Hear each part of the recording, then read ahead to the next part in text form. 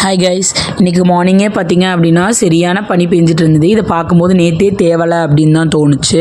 காலையில் 5 மணிக்கு நான் எந்திரிச்சு வரும்போதே பார்த்தீங்கன்னா பக்கத்தில் இருக்க ஆள் தெரியாத அளவுக்கு பயங்கரமாக பனி பெஞ்சிட்டு இருந்தது. இந்த வீடியோ நான் ஷூட் பண்ணும்போதே நியர்லி ஒரு 7:30க்கு மேலே தான் இருக்கும். அப்போவே இந்த அளவுக்கு பனி பெஞ்சிட்டு இருந்தது. நாளைக்கு கார்த்திகை தீபம் அப்படிங்கிறதுனால இன்றைக்கி வீடு க்ளீன் பண்ணுற ஒர்க்கெல்லாம் இருந்தது. ஸோ எந்த வீடியோவுமே ஷூட் பண்ண முடியல. இது பார்த்தீங்க அப்படின்னா ஈவினிங் டைம் என் பையன் பசிக்கிற மாதிரி இருக்குது, ஏதாவது ஸ்நாக்ஸ் மாதிரி செஞ்சு தரீங்களா அப்படின்னு சொல்லி கேட்டிருந்தான். ஃப்ரிட்ஜுக்குள்ளே பார்க்கும்போது பிரெட் பேக்கெட் இருந்தது. சரி, ஓகே, மசாலா பன் மாதிரி செஞ்சு கொடுத்துர்லாம் அப்படிங்கிறக்காக அவனுக்கு தான் நான் செஞ்சிட்ருந்தேன்.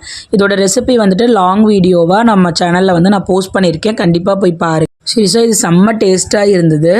ஈவினிங் டைம் பார்த்தீங்க அப்படின்னா ஒரு 5:30 அந்த மாதிரி டைம்லேயே மறுபடியும் பனி வர ஸ்டார்ட் பண்ணிருச்சு.